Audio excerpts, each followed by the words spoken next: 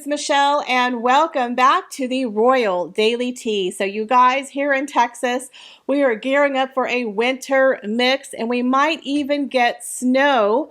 We have about a 50% chance of snow flurries here in Texas. It's rainy, it's cold, it's icy.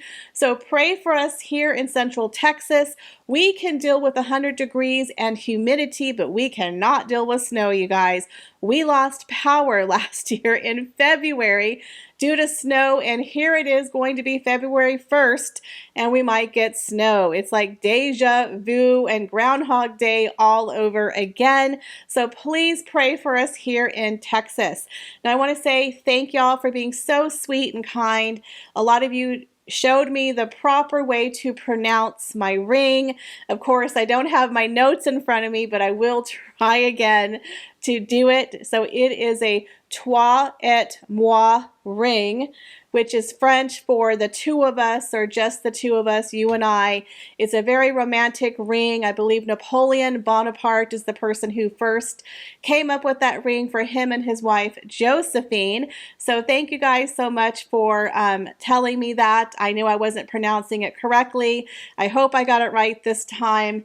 But also, I really do appreciate you guys being so kind when I share with you my Amazon finds or products that I want to share with you. I know some people get annoyed, but I do appreciate you guys being so open and sweet. And yes, I do earn a very, very tiny, like 1% commission off of the items that I share with you guys. I make like $10 a month. It's not even the money that I do it. I just do it to share fun things with you because I think it's fun. But I do appreciate you guys being so kind and nice about it. And I saw that quite a few of you went in there and bought the ring and bought some other items. So thank you. I really do appreciate y'all shopping my Amazon storefront because any little bit helps. And I love to see when you guys send me photographs of what you got. So if you are someone who bought the ring or other items in my store, you can always send me a picture and an email, and I will be happy to share it with my followers because I love to hear feedback. But you guys, we have a lot of juicy royalty to get through today, so you know what to do. Sit back and relax, grab yourself a beverage, and let's get into the Royal Daily Tea. So Miss Oprah Winfrey turned 69 the other day, and she gave herself a very private, star-studded A-lister Hollywood birthday that was attended by Kim Kardashian, Sharon Stone, and quite a few other celebrities, but not Meghan Markle and Mr. Harry Windsor.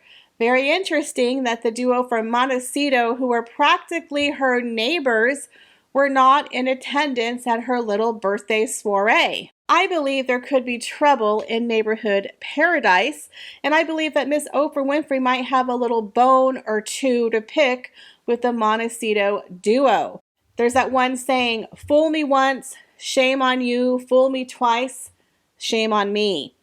I believe that the Sussexes, when they doubled down on the Oprah Winfrey claims that they gave during her interview, when they started backtracking on those racist allegations, I think Oprah is now seeing red. You know, the first time they gave the interview, Oprah Winfrey sat down with her friends, her associates.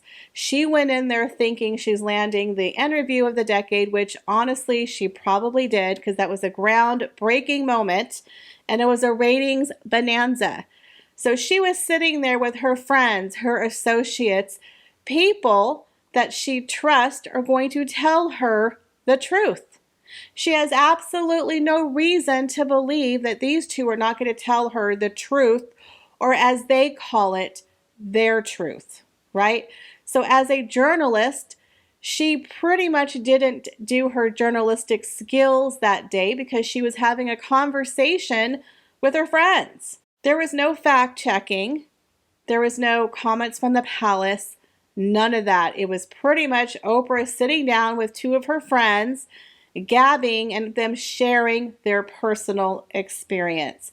So when Oprah went into this, guys, in my opinion, she wasn't expecting the backlash that she got. She thought this was going to be a ratings bonanza. I'm getting a huge paycheck. It's a win-win situation. And again, she was trusting these two people to tell the truth, because why would they lie, right? No one has ever met liars of this magnitude as Harry and Meghan. They are in a class all by themselves, right? All by themselves. Now, I'm not a huge fan of Oprah, but I have to admit, I personally don't believe she knew exactly where this interview was going. Now, I know that some of the questions they probably discussed, but I firmly believe that Meghan and Harry, especially Meghan, steered that conversation in a direction that nobody saw coming. And I believe that when Oprah did that, what?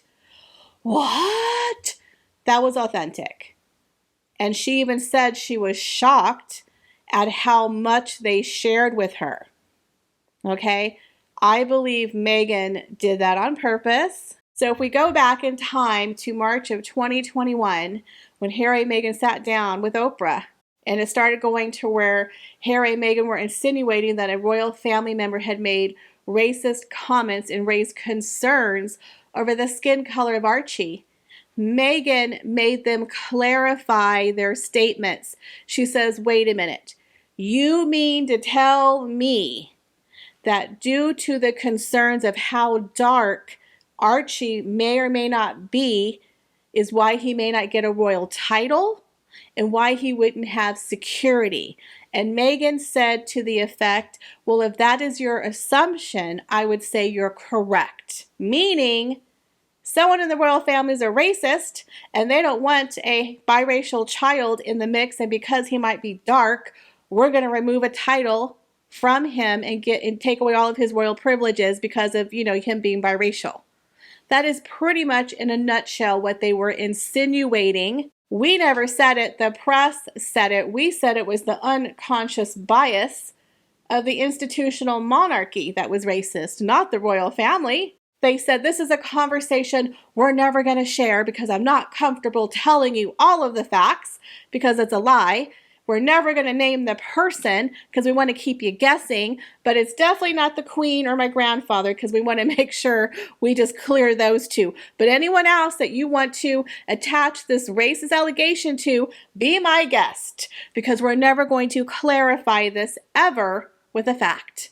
We're just going to lay it out there so we can sit there and hang over the entire royal family and do its damage. But we're never going to tell you who said it, if they said it, how they said it, but we're just going to put this blanketed fake statement out there, and then we're just going to sit back and say, well, obviously, it's the institution and the monarchy that we're talking about and not the royal family member. But that is not what they said. So Miss Oprah has her little star-studded birthday, and their neighbors are absent. And I find that a little suspicious. Right? So I think Oprah Winfrey is a little miffed that not only did they completely lie to her face the first time, and now they're doubling down and they're backtracking on the major allegation that made the interview pretty much what it was. It got to the point where right after the Oprah Winfrey interview, there was so much negative backlash where people were starting to come out and say, well, that was wrong and that's not right.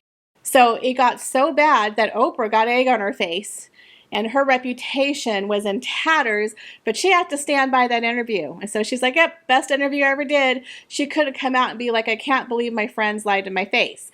Now, in my opinion, I believe that Harry and Meghan, in their warped sense of reality, coming from a narcissistic lens, they think it's true because they live in a different reality than anyone else. They're paranoid and delusional, and they think that everyone is jealous of them, that they are superstars, and they're above everyone else, and they have Diana magic. They believe that King Charles was so obsessed and jealous and concerned over Meghan's star power that he sold her out to the tabloids. Like, talk about cuckoo for Cocoa Puffs, and the paranoia of Harry and the paparazzi and his hatred of the press. It's like they live in a very weird cocoon, but this is their reality according to them. Now, again, it's not real reality, but it's their reality. So according to them, through their lens, they're telling the truth. Everyone's jealous of us because we're so awesome and we have the greatest love story of all time, and y'all just want to be us. And you just want a piece of us, and you just want to hurt us because you can't be us because I'm so amazing. Meghan is a superstar and you're just jealous. And everybody just wants to be us. But they can't, so we have to run on a private jet to Hollywood ASAP. It's like, huh? So for two people who are so scared of the limelight, where the clickety clicks of the camera give a PTSD, he's sure dealing with that PTSD pretty well in the land of paparazzi. So Oprah now is getting a double whammy, right? So first she got egg on her face and embarrassment after the very first Oprah Winfrey interview, and now the Sussexes are literally denying they said what they said. They're acting like we're all dumb and we misheard and misinterpreted, but it's like, no, you actually said it. And then Oprah even said, so you mean to tell me? And she said, yep, that's right, sister, yep. Literally clarifying. So I don't understand how they think we're now going to believe them when they said, we didn't say it. We didn't do it. We didn't say it. Well, if you implied it and you guessed wrong, well, I guess you're wrong. But no, we didn't imply anything. We literally heard you say it, right? Without saying it. Read between the lines. Meghanese. They were speaking Meghanese, but it was very clear because Oprah spelled it out. Literally was trying to give you an out. Oprah was trying to say, did I get this right? Are you sure this is what you're going to say? Because this is what you're saying. And Meghan said, well, if that is what you think, then I would say you're correct. She didn't say, oh no, Oprah, you got it wrong. I meant the unconscious bias of the British institutional monarchy, not the royal family. Nah. She's like, well, if that's what you think, the royal family is racist. Yeah, I'd say you're right. Yeah, you got it right. She didn't dispel it. And Harry sat there and said, that's a conversation I'm never going to have because I'm very uncomfortable. I'm never going to name them. Then what was the point? What was the flipping point of bringing up this entire conversation if you were never going to get to the punchline? It's like starting a joke and then ending it before the punchline. What was the effing point? What was the point? What was the purpose?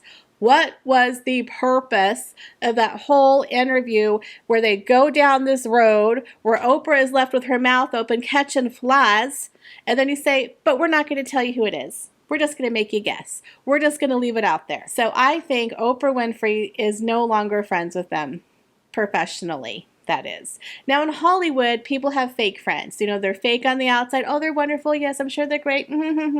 But she's not inviting them to her parties.